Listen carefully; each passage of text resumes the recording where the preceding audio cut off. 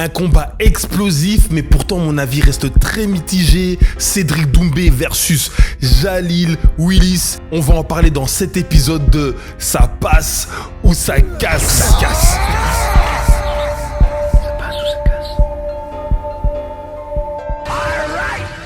Alors, est-ce que c'était un combat intéressant? Moi, personnellement, j'ai trouvé ce combat super intéressant.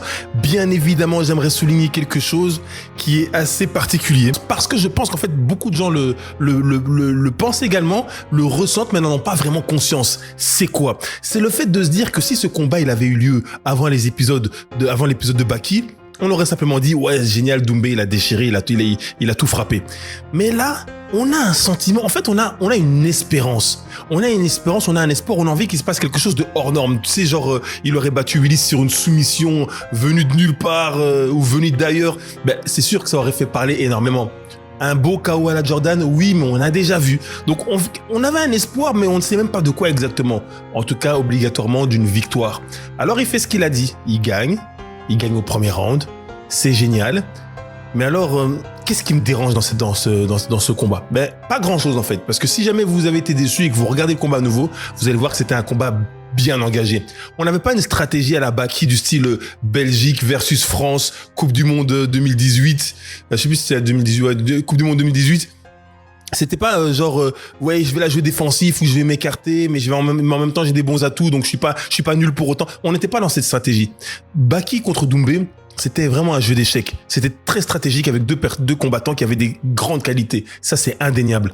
Mais ici, on a eu deux combattants qui avaient décidé de se mettre dedans. C'était un classico, c'était du PSG OM, c'était du Barça Real, et c'était génial en fait. C'était génial. Et si vous allez revoir le combat sur YouTube, vous allez voir que ça a pas duré longtemps, mais c'était génial. Ça va dans tous les sens, ça prend des risques. Chacun peut en éteindre un autre, mais en fonction du timing, en fonction du moment, ça commence très très fort avec un front kick de Jalil Willis. C'était impressionnant. Limite, ça pouvait ressembler à une chorégraphie au départ, hein, pas tout le combat.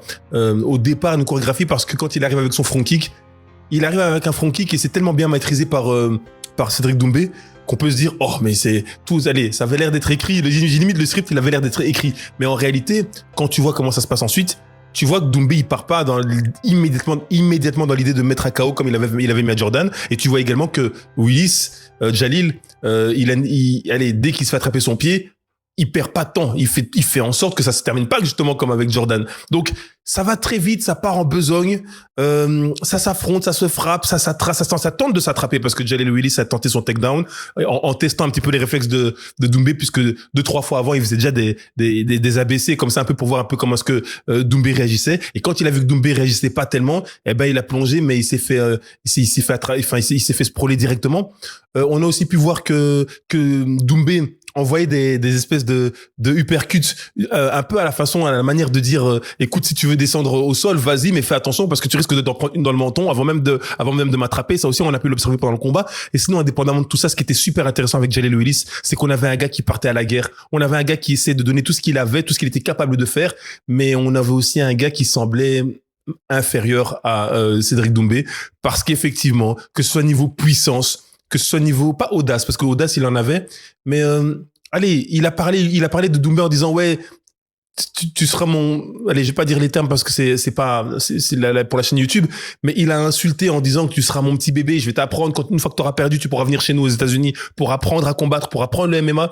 Et au final, il s'est rien passé de tout ça. Au final, il s'est fait piétiner. Il y a peut-être d'autres Américains qui peuvent apprendre à Cédric Doumbé comment pratiquer du MMA à un niveau supérieur, mais c'était pas Jalil Willis qui pouvait le faire et il l'a prouvé dans ce combat.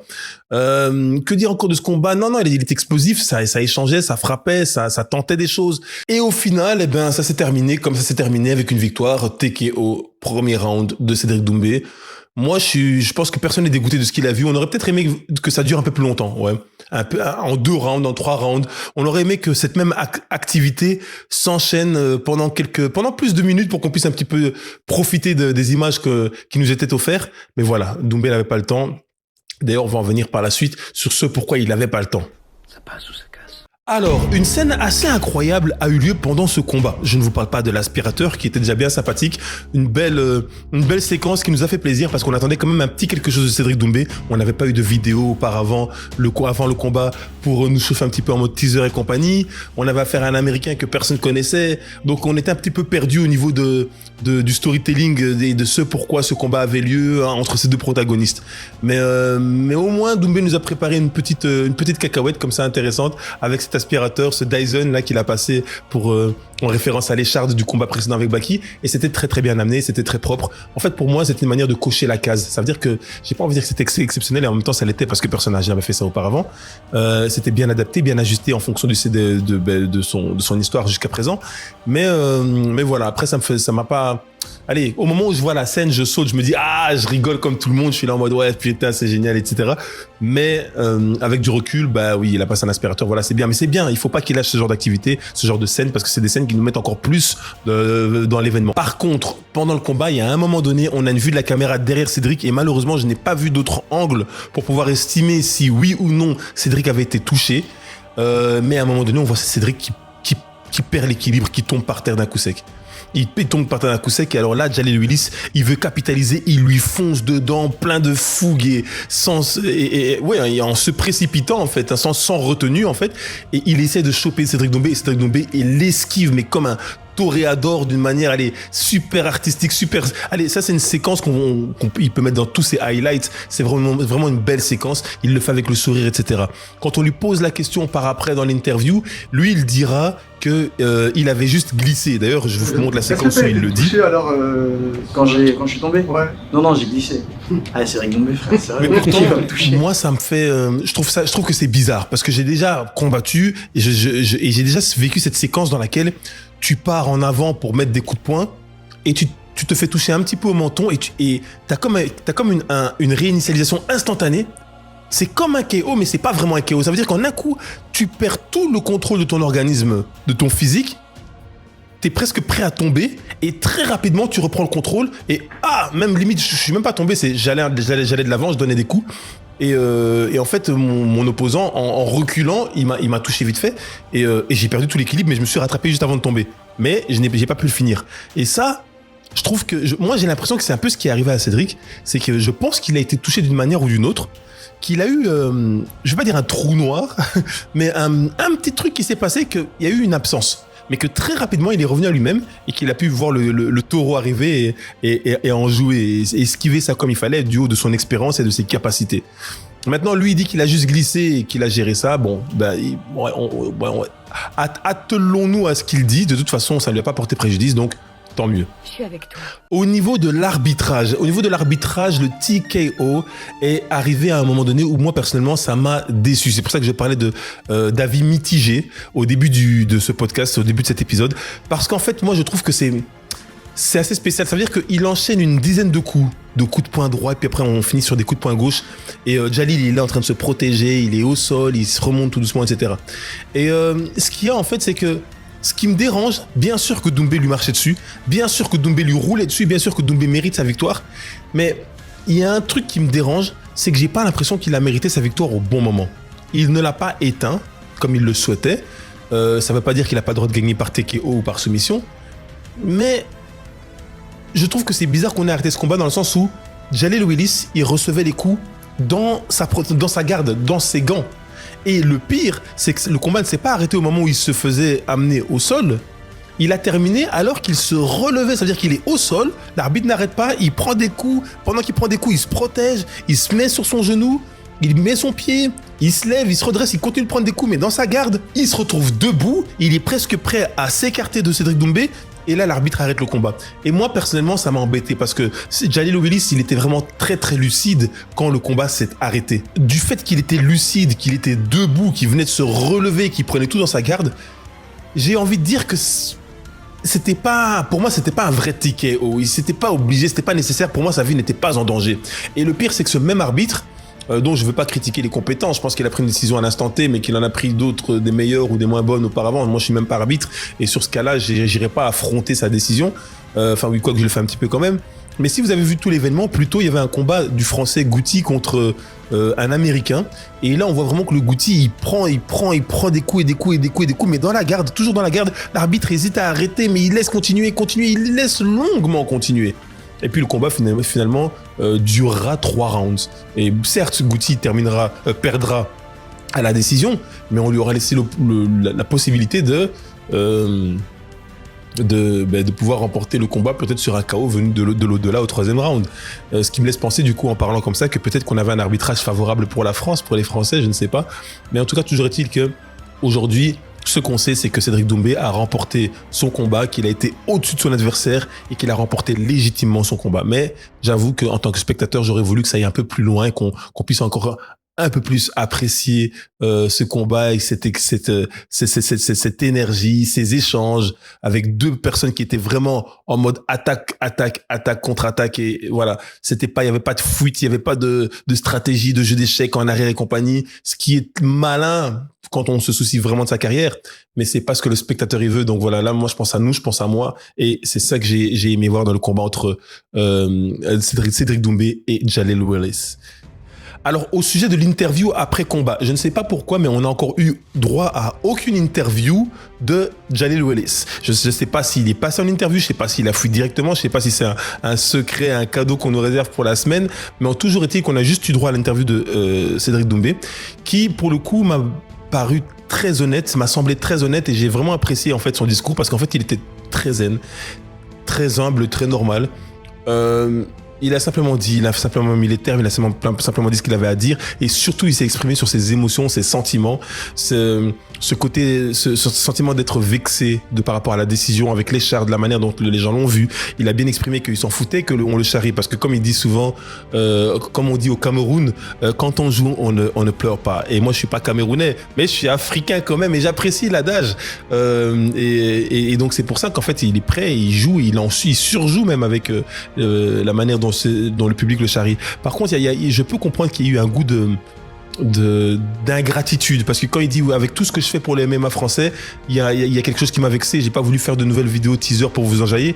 C'est parce qu'effectivement on a quand même une impression que ça va trop vite, on sait que ça va trop vite, mais là ça va beaucoup trop vite, ça veut dire que tout le monde est pour lui et puis d'un coup plus personne n'est pour lui, et je pense que je peux comprendre en tant qu'humain que ça le touche.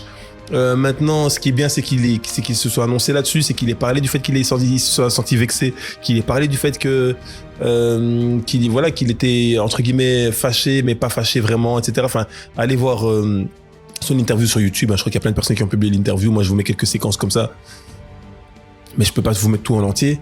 Et donc voilà, c'était une interview qui était assez cool, assez sympathique, assez ouverte, assez franche, et donc on a apprécié. Concernant un Cédric Doumbé versus Baki épisode 2, il y a une grosse embrouille. Il y a une grosse embrouille, c'est trop étrange, il y a quelque chose de bizarre. Ça veut dire que d'un côté on a Baki qui explique dans tous les médias par lesquels il passe que le PFL ne l'a jamais contacté pour proposer une revanche, et d'un côté on a le patron du PFL qui lui dit que il est ouvert à une revanche, mais entre guillemets il attend que Baki se manifeste. Donc je sais pas qui fuit qui fait quoi, mais c'est vrai que moi ça me paraît plus logique que ce soit le gars du PFL qui contacte Baki. Maintenant Baki, bon, il a ses ambitions, il prétend qu'il a déjà les pieds presque à l'UFC, mais on n'a pas de confirmation. Donc voilà, on est dans un trou, on est dans une attente, et on se pose des questions. Tous les gens qui ont prétendu ouais Baki Doumbé épisode 2 ça les intéresse pas, comme je l'ai beaucoup dit en off, mais je le dis ici aussi en antenne.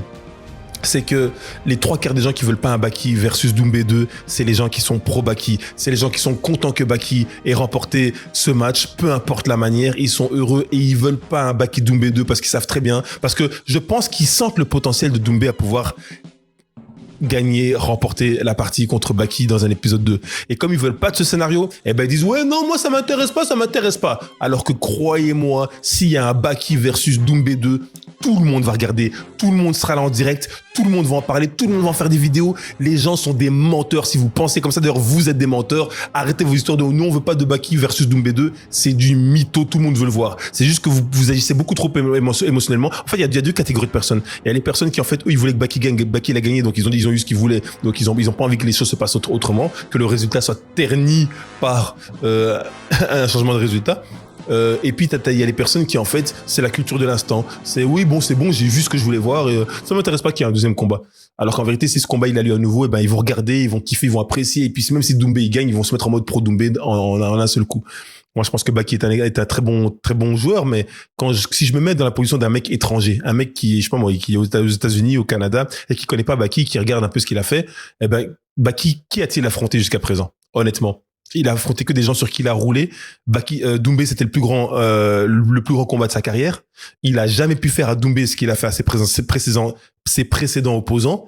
Et, il se retrouve avec un combat quasi égal, et encore égal avec une stratégie défensive, alors que Doumbé fait un combat égal avec une stratégie offensive. On parlera pas du troisième round, dans laquelle la plupart des personnes estiment que Doumbé commençait à arriver à ses fins. Mais voilà, est-ce que Baki est si bon que ça? Bien sûr, il est habile, il est bon, etc. Mais contre qui? Posons-nous les bonnes questions. C'est un jeune prospect, oui, il a 22 ans, il a tout l'avenir devant lui, il a une grande marge d'évolution qui lui attend, et il a aussi un physique remarquable et compagnie. Il y a pas de problème pour ça. Mais je pense que voilà, la signature à l'UFC, oui, parce que quand on signe à l'UFC, on signe pas pour être directement dans le top 5 ou dans le top 10. Donc c'est bon, ça marche. Mais en même temps, moi j'ai un peu ce côté. Allez, quand il dit j'ai fait un détour pour le peuple et tout, je suis passé vite fait gérer Doumbé, mais en fait moi c'est l'UFC. Et si l'UFC il te prend pas, qu'est-ce qui se passe? Si l'UFC il prend pas Baki, qu'est-ce qui se passe? Là Baki il se retrouve sans rien. Il y a l'ARES, on sent très bien qu'il a même plus envie d'aller à l'ARES. Et puis après il lui reste encore une possibilité de gratter une revanche contre Doumbé qui peut gagner et se renflouer ses propres caisses, ou qui peut perdre. Et alors là vraiment on pourra dire que il a vraiment tout perdu.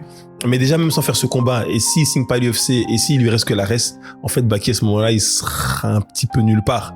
C'est pour ça que moi, j'ai l'impression qu'on lui vend une image. Moi, vraiment, la chose que moi, je lui dédicace, la chose que vraiment où je l'admire, c'est sa gestion du stress. C'est la manière, moi, j'ai pensé qu'on aurait un Baki qui allait finalement succomber au stress, à la pression que ça allait se voir pendant le combat. Mais en fait, il a réussi quand même à contrer tous les pronostics concernant le stress, tous mes pronostics concernant le stress. Il a vraiment géré ça à son âge. C'est époustouflant, c'est magnifique. Il a fait ça bien. La pesée, le face à face contre Doumbé avant le combat, c'était impressionnant. Il était vraiment terre à terre et conscient et carré.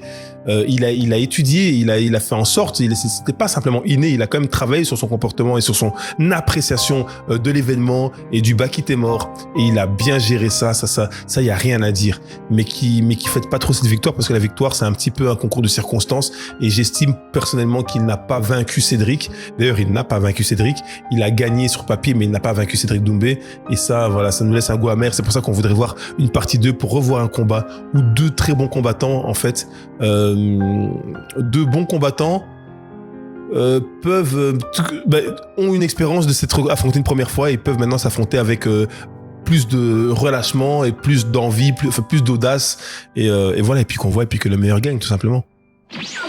Au niveau de la hype de Doumbé, alors là, on est passé par tous les épisodes, la hype, elle est morte et compagnie, etc. Ça, c'était franchement je crois que c'était la partie la plus saoulante des réseaux sociaux. C'était de se dire que, est-ce qu'il y a des personnes qui ont sérieusement imaginé qu'après que Baki et Doumbé s'affrontent, la hype de Doumbé allait augmenter davantage? À part si évidemment il avait fini avec une soumission ou avec un KO. Mais je veux dire, avec l'histoire de l'épine, est-ce que c'est vraiment étonné que la hype, elle soit plus aussi élevée que juste avant le combat contre Baki? C'est pas à ça qu'il faut comparer la hype. Il faut la comparer limite, même pas avant Baki, je dirais même avant Jordan. Parce que si la hype, elle a monté autant, c'est parce qu'en fait, on s'est retrouvé dans un concours de circonstances dans lequel Doumbé devait affronter Jordan Zebo. Jordan Zebo avec tout le storytelling qu'il y a derrière, avec Fernand Lopez, etc. Jordan Zebo qui était super balèze, un gorille balèze, musclé, etc., même si personne ne le connaissait. Et on voit un Doumbé qui fait ses pas dans le MMA avec des adversaires contre qui il a pas mené des combats époustouflants, mais il a mené des combats où il a été supérieur, il a annoncé des choses et il les a assumés. Donc là, maintenant, qu'est-ce qui se passe? On se dit, Cédric Doumbé contre Jordan Zebo. On vend Jordan Zebo comme celui qui casse la cage, qui casse les gens dans la cage, etc. Un gars qui est dans l'appréhension, etc.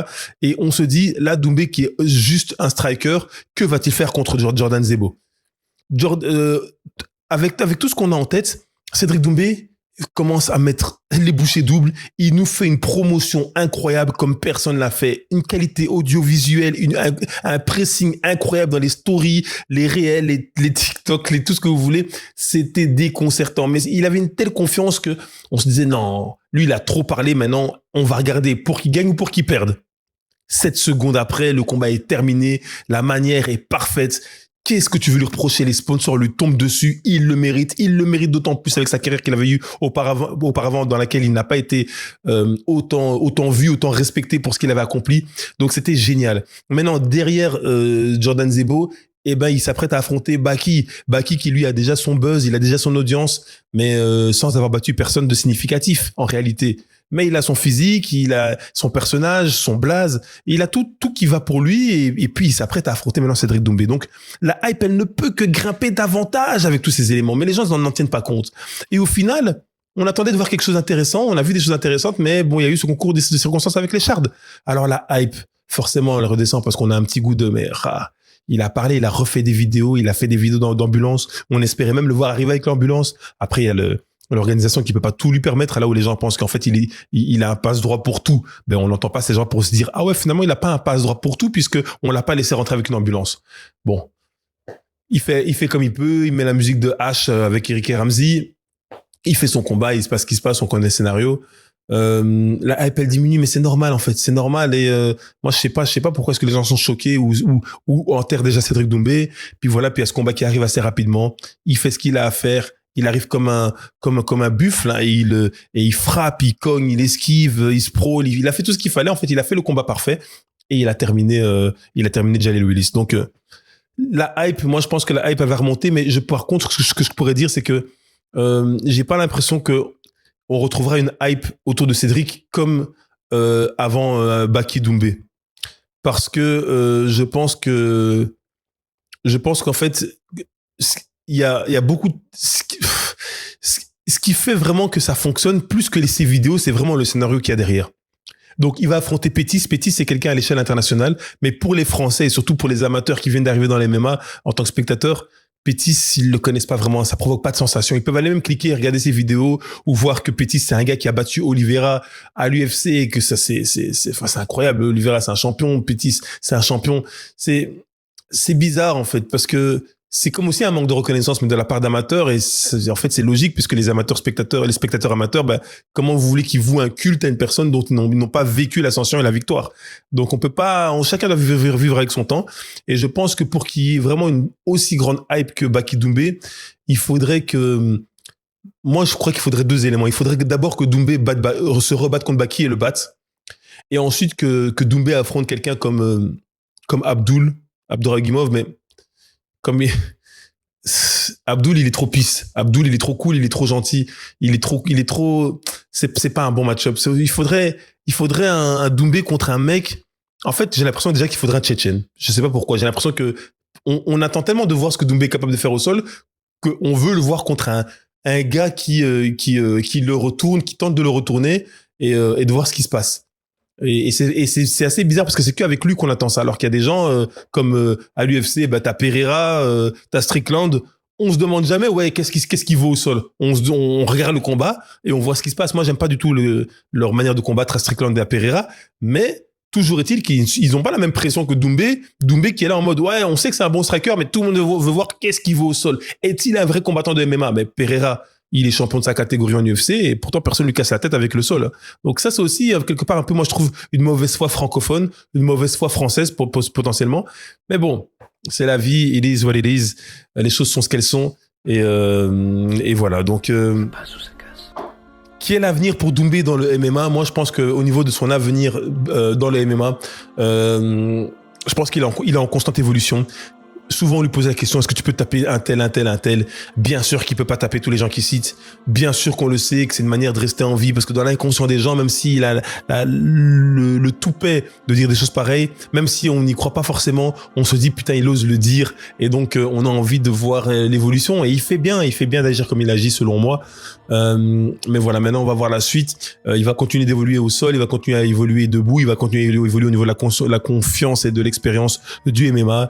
La prochaine étape, c'est Pétis en septembre, en novembre ou en octobre, je sais plus très bien. En tout cas, c'est Pétis. Ensuite, il annonce Jason Jackson. Je pense que l'étape Jason Jackson, ça va être très très difficile. J'ai l'impression que ça va être très très compliqué parce que Jason Jackson, je le vois comme un gars vraiment qui a presque tout de Doumbé en mieux, et donc ça va être très très compliqué. Mais ça, c'est ma pensée à moi. On verra ce que ça donne. Au niveau du trash talking, je pense que il est très très vulgaire, mais que Doumbé ne s'abaissera jamais à ce niveau de vulgarité. Donc je sais pas comment est-ce qu'il va répondre exactement au niveau des clashs, parce que j'avais déjà entendu dire de la part de Doumbé que s'il tombait un jour contre quelqu'un qui avait un trash talk aussi puissant que le sien, ça pourrait le déstabiliser. Mais voilà, on verra bien ce qui va se passer si Jason Jackson a toujours la ceinture à ce moment-là, et on verra si Doumbé est capable d'aller la chercher. Donc voilà pour son avenir. En tous les cas, j'espère que ça vous a plu, que ma manière de penser a été captivante et que vous avez pu suivre cette vidéo jusqu'au bout. On se retrouve pour une prochaine vidéo. J'allais parler de Usyk et Fury, mais bon, on va rester concentré sur là-dessus parce que ça fait déjà un long moment que je discute. Et alors, comme d'habitude, hein, vous savez, on est des youtubeurs, des créateurs de contenu et on suit la vibes. Donc vous vous abonnez, vous likez, vous commentez, dites n'importe quoi pour que ça engrange l'algorithme et que la chaîne soit répertoriée. Et alors on se retrouve bientôt, et comme d'habitude ça va se passer entre vous, moi et tous ceux qui veulent savoir, et évidemment on saura si ça passe ou ça casse.